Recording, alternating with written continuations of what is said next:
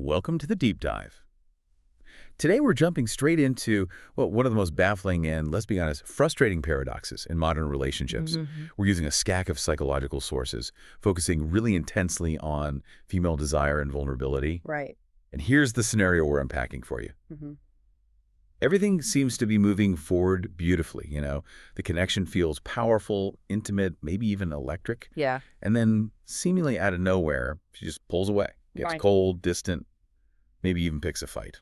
And our mission today really is to fundamentally change how you, the listener, interpret that retreat. Okay. Because the sources we're looking at argue that the distance you perceive, it isn't usually evidence of rejection or lost interest. Often it's the complete opposite. The opposite. Yeah, we're diving deep into the psychology that suggests intense desire creates this massive vulnerability, and that vulnerability, it triggers an instinctive, powerful need to pull back. Uh-huh. So if we achieve one thing today, it's this. Let's stop misreading that deeply embedded fear as if it's rejection. Okay, let's unpack this immediately because Yeah. that sounds completely counterintuitive. I mean, if we boil down all this complexity, what is the core contradiction we're really investigating here? The core is actually simple, but psychologically potent.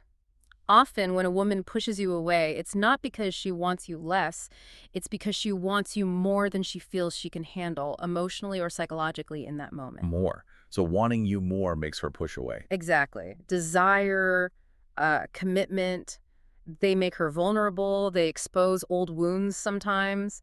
And when those feelings get too intense, too real, maybe too risky, that overwhelming feeling of connection, it makes her profoundly scared. So she's basically running from the depth of her own feelings, and the man just happens to be, like, in the line of fire. That's a good way to put it. And the most common mistake is that the man absorbs that fear, her fear, as if it were some kind of judgment on his worthiness. Right, okay. Let's start then with this idea of control. It's pretty central to the human experience, isn't it? The source material calls this a classic approach avoidance conflict. Mm. What does that actually look like when it shows up in a relationship? Okay, the approach avoidance conflict. It's an internal tug of war, a real battle inside her. She's pulled, sometimes intensely, toward the connection. That's the approach part. Mm-hmm. But the closer she gets, the stronger that feeling, the louder this inner voice of fear becomes. That's the avoidance. Okay. Attraction, especially when it's deep and genuine, it destabilizes her sense of control. Maybe before you, she felt confident, capable of handling relationship dynamics, maybe even playing things a bit hot and cold to feel safe. But the sources suggest that when she genuinely wants someone, that carefully managed control, Yeah. it starts to slip away. It does, massively. When real strong emotions kick in, she feels this heart-racing longing. But at the exact same time, these fear alarms start blaring inside. Fear alarms about what? The anxiety usually revolves around losing control over her own feelings, becoming fully vulnerable, or maybe that ultimate fear, being the one who ends up caring more. Ah, the vulnerability of caring more. Right. She starts to feel maybe a little dependent on you for her emotional state, and for someone used to being in control, that dependence can feel terrifying. And how do we actually see that fight manifesting? Yeah. Because, the listener just sees the cold shoulder, not the internal battle raging. Yeah, good question. It manifests as mixed signals, and they can be incredibly confusing, almost like whiplash. Like what? Well, one night, she might be incredibly warm, fully affectionate, maybe sharing future plans, totally present with you. Okay, sounds great. Then the next day, she's brief, cold, maybe even slightly hostile over text or in person. Wow, okay. And the source material clarifies this. That extreme swing isn't actually rejection. It's pure, almost primal protection. Protection. Yes, a psychological defense mechanism. Her heart is screaming, yes, Yeah. right? But her survival instinct, maybe based on past hurts, is whispering, no, danger, retreat. So she pushes away, trying desperately to reestablish that emotional distance she needs to feel safe again. Okay, so if the push away is really a test, maybe an unconscious test, of stability, Mm-hmm. how should a person react to this intense conflict, without, panicking or crumbling themselves? Right. The successful response, the one that typically resolves the conflict in your favor, is to hold steady, be grounded, be calm. Easier said than done sometimes. Oh, absolutely. But she is often unconsciously testing if your stability is greater than her internal chaos. If you panic, if you start chasing, begging, sending those desperate double texts, demanding an immediate explanation, Yeah. you basically confirm her deepest fear. that your foundation is weak, maybe just as weak as she fears hers is, and she was right to be scared of that vulnerability. Okay. And what happens then if you manage to hold steady, if you stay calm? When you remain unmoved, when you demonstrate that composure and self-possession, her fear eventually starts to give way to trust. It might take time, but it happens. Mm. Because the push isn't truly about rejecting you. It's more of a fight against the intensity of the connection itself, because she fears losing herself in its depth. She's Yeah. watching to see if you'll honor the space she needs to regulate herself. And when you do... When you do, you become that safe harbor she was unconsciously looking for all along. Okay, now here's where we take a turn into personal history, which the sources say gets really interesting. How do past relationship wounds, that old heartbreak, maybe betrayal, Yeah. even just quiet disappointments, how do they make a current intense desire feel absolutely dangerous? This is crucial. This brings us to the concept of emotional avoidance, and it's heavily fueled by history. Look, we all carry baggage, right? Sure. But when she finally meets someone who stirs genuine, deep longing, those past ghosts don't just wake up. Sometimes they start screaming. Yeah, metaphorically, she suddenly realizes, maybe subconsciously, that if she lets you in fully, if she surrenders to the joy and the risk of what she feels now, she risks reliving the exact devastating pain she swore to herself she would never, ever allow herself to feel again. So her brain is actually confusing this new high desire with past danger, treating the attraction itself like a threat. Precisely. It's like the intensity of the current desire collides head-on with those old traumatic memory blueprints, and the brain, trying to protect her, defaults almost instantly to withdrawal. Self-preservation mode kicks in. And the behavioral manifestation. You mentioned this is often the most confusing part for the guy. Absolutely. We're talking about specific, often paradoxical behaviors, things that make no logical sense from the outside. Like what? Give us examples. Okay, she might withdraw entirely.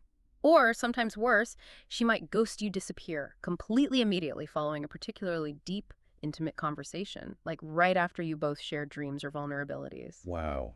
That timing is just brutal, pulling back right after a major step forward in intimacy. It is brutal and confusing. Or, another common one, she might pick an irrational, maybe even aggressive fight right after intense physical intimacy or a deeply connecting moment. Why? Why do that?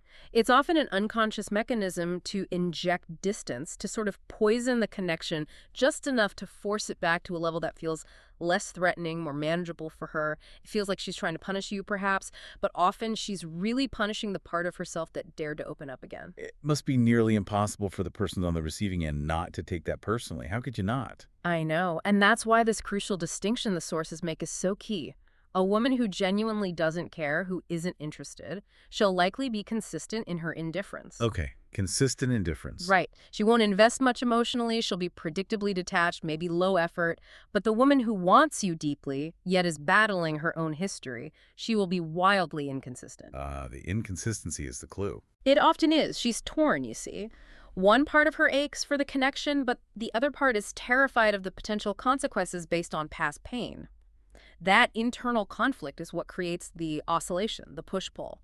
So, okay, let's say the listener is experiencing this. If her behavior is genuinely driven by her history, and it's not really a reflection of his worth, what is the best response? How should he handle it? Step one is a huge mental reframe. You absolutely cannot take it personally. You have to understand, or at least try to understand, that it's about the shadows she's still carrying, as one source puts it. Okay, don't take it personally. Then what? Then, instead of chasing her down or becoming hurt and demanding closure or explanations, the effective path is usually to give her space. Space to process her fear, her history, her own emotional landscape, without pressure. Giving space. Yeah. That sounds passive, maybe. It feels passive, but it's incredibly active mentally. This calm, non-reactive granting of space actually builds trust on a much deeper level, because the push, in this context, it's like a hidden question she's asking. Are you strong enough? Are you stable enough to handle the parts of me, my historical baggage, my deep fears that I don't usually show anyone else? And your calm composure. Your composure, your steadiness is the only acceptable answer to that unspoken question. That idea of handling the tough parts, the shadows, Yeah. it leads us perfectly into the third concept, tests. The sources talk a lot about testing, When feelings are escalating and vulnerability is high, a woman apparently needs reassurance unconsciously that the man won't just collapse under the emotional pressure. Exactly. This is security testing, and it's deeply rooted in attachment theory, Hmm. the fundamental human need for a reliable partner. When her feelings elevate, she has this deep, often subconscious need to know she can rely on your emotional consistency. So the tests are a way to find out. They're an unconscious method, usually, to assess your emotional strength. She's seeking answers to questions like, will he crumble if I make things hard? Is his frame, his sense of self, his stability, is it stronger than my own internal emotional chaos? Let's pause there for a second because the term frame comes up a lot in this source material. Yeah. What exactly are we talking about when we say a man needs a strong frame? Define that for us. Good point. Think of your frame as your internal center of gravity, your emotional foundation. It's your capacity to stick to your reality, your values, your principles, your agreed boundaries, regardless of external pressure or, say, her emotional volatility. Okay. So if she pulls away emotionally or maybe challenges you, and your frame instantly shatters, you panic, you abandon your plans to chase her, you drastically change your personality to appease her, she learns very quickly that she controls your emotional center. Which isn't attractive. Generally, no. A strong frame means your composure, your sense of self, is stable and fundamentally independent of her immediate behavior or mood. Okay, got it. Give us some tangible examples of these security tests. Because they aren't always big, dramatic shouting matches, are they? Oh, definitely not. Often they're much more subtle challenges. For instance, she might pick a fight over something completely trivial or something that makes no sense. Right. Or she might make a mildly disparaging remark, maybe about your clothes or a choice you made, just to gauge your reaction. Will you get defensive, crumble? Or she might withdraw her attention suddenly, and then maybe return it briefly, just to see how quickly you jump, how needy you seem. Testing the reaction time. Kind of. She pushes, but the sources argue she pushes not because she genuinely wants you gone, but because she desperately needs to know if you're capable of handling her, even at her most difficult, maybe irrational moments. She needs to know she can be difficult sometimes, and you'll still be that stable man she was attracted to. And we definitely know the typical failure state, right? Yeah. When men don't understand this is a test or what the test is really about. Oh, yeah. The failure modes are pretty classic. Chasing harder is a big one. Arguing back defensively, trying to logically win an emotional fight. That rarely works. Right. Trying to reason with emotion. Exactly. Or collapsing into begging for reassurance, maybe apologizing excessively for things you didn't even do. All of these reactions communicate one really devastating message to her, even if it's subconscious. I can break him. Oof. Yeah. And the moment she senses she can break your emotional stability, her respect for you tends to just die. And that loss of respect, it's almost always the death knell for attraction and deep desire. So the million-dollar question, what is the ideal reaction? How do you pass the test and actually deepen the connection instead of destroying it? The key is to remain utterly calm, steady, internally anchored. The sources even suggest sometimes demonstrating a slight air of detached amusement, not condescension, but amusement at the emotional attempt to shake your frame. So you hold your ground. You hold your ground. This doesn't mean being cold or dismissive necessarily. It means being internally anchored, not getting sucked into her emotional storm. If you remain unmoved, two things tend to happen. Okay. First, she often experiences immediate relief. Her fear that you might be weak or that her emotions are too much is eased. And second, paradoxically, her attraction often heightens. Strength, especially that calm emotional consistency, is deeply attractive. So the pushing isn't about keeping you out. Ironically, no. It's often an urgent test to make sure you are stable enough, strong enough to be safely let in. Okay, that brings us to our final point. This one deals with just the sheer intensity of feelings. When desire itself kind of overwhelms the system, leading to maybe the sharpest whiplash of all. Right. This is what some sources call emotional flooding. Sometimes the reason a woman retreats, especially when she wants you the most, is simply because the sheer volume, the intensity of her feelings scares even her. Scares herself. Yes. The desire feels all-consuming, overwhelming, maybe way too exposing. Her internal capacity to regulate her own emotional state gets surpassed by the intensity of the bond she feels developing. So retreat becomes a necessary form of, emotional self-preservation. I like the analogy one source used. Think of it like her heart or maybe her emotional circuitry overheating. She needs to pull the plug for a bit before damage occurs. That's a perfect analogy. The intensity just requires a cool down period, and what you'll often see is a really severe whiplash effect. Explain that. Okay, she might have a moment of total openness, maybe sharing a profound dream or fear, leaning against you completely relaxed, having a deep, connecting conversation, That's amazing. followed almost immediately by a sudden shutdown. She gets quiet, distant, shuts off communication, maybe seems cold or abrupt. And for the man, that looks exactly like she just completely lost interest, right? Yeah. Went from 100 to 0. Exactly. It looks precisely like a total loss of interest. But the psychological reality, according to these sources, is often the polar opposite.